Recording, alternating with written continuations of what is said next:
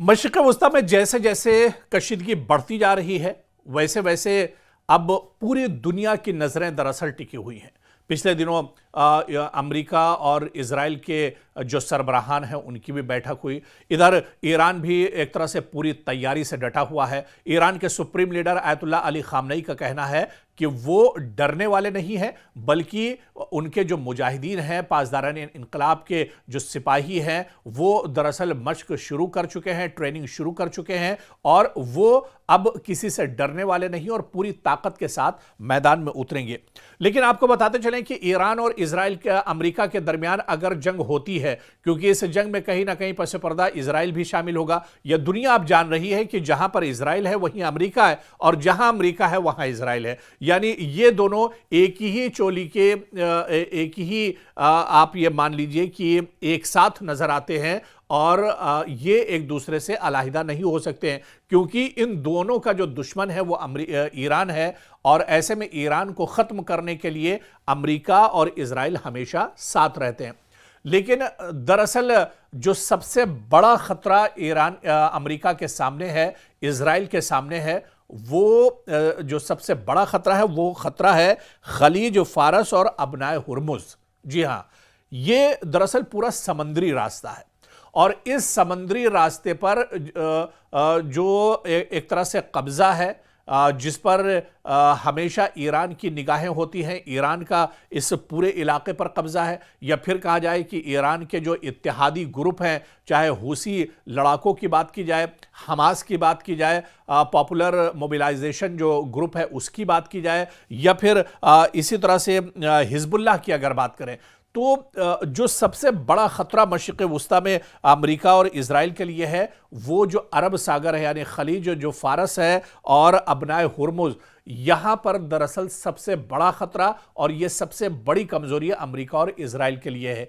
क्योंकि आपको याद होगा जब गजा पर इजराइल ने हमले तेज किए थे, या जब ईरान के साथ जंग इजराइल की छिड़ी थी, उस वक्त हूसी जो लड़ाके थे उन्होंने अरब सागर के अंदर खलीज फारस के अंदर एक तरह से लंगर डाल दिया था। उन्होंने एक तरह से इजराइल के नाक में दम कर दिया था। इजराइल से आने जाने वाला कोई भी शिप, कोई भी बहरी जहाज वहां से नहीं गुजर सकता था। कई बार आपने देखा कि हूसी लड़ाकों ने इजराइल के जो पानी के जहाज हैं उस पर हमला किया और उन्हें बुरी तरह से शिकस्त का सामना करना पड़ा।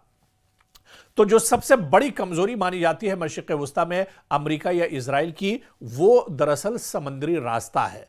हूसी लड़ाके समुद्री रास्ते के डाकू माने जाते हैं। अगर हूसी ये चाहेंगे कि इजराइल या फिर अमेरिका के जो जहाज हैं यहां से न गुजरने पाए, तो फिर दुनिया की कोई ताकत उन्हें रोक नहीं सकती है। और ये दुनिया के सामने है। दुनिया ने देख भी लिया कि अमेरिका जैसे सुपर पावर ने भी चाहकर हूसियों को वो खत्म नहीं कर पाए, हूसियों को वो समंदर के अंदर नहीं रोक पाए। तो ऐसे में खलीज फारस और अबनाए हुर्मुज दरअसल बहुत बड़ी टेंशन दरअसल अमेरिका के लिए है। और अब जब अबनाए हुर्मुज में अमेरिका का सबसे बड़ा जो बहरी बेड़ा है अब्राहम लिंकन, वो लंगर डाल चुका है। पिछले 15 दिनों से सिर्फ एक तरह से इंतजार किया जा रहा है या ये भेदने की कोशिश की जा रही है कि आखिर अमेरिका यहां पर अब्राहम लिंकन को लेकर क्यों आया है अबनाए हुर्मुज में, क्योंकि अगर उसे हमला करना होता तो फिर हमला अब तक कर दिया होता। इतने दिनों तक आखिर यहां पर इंतजार क्यों किया जा रहा है?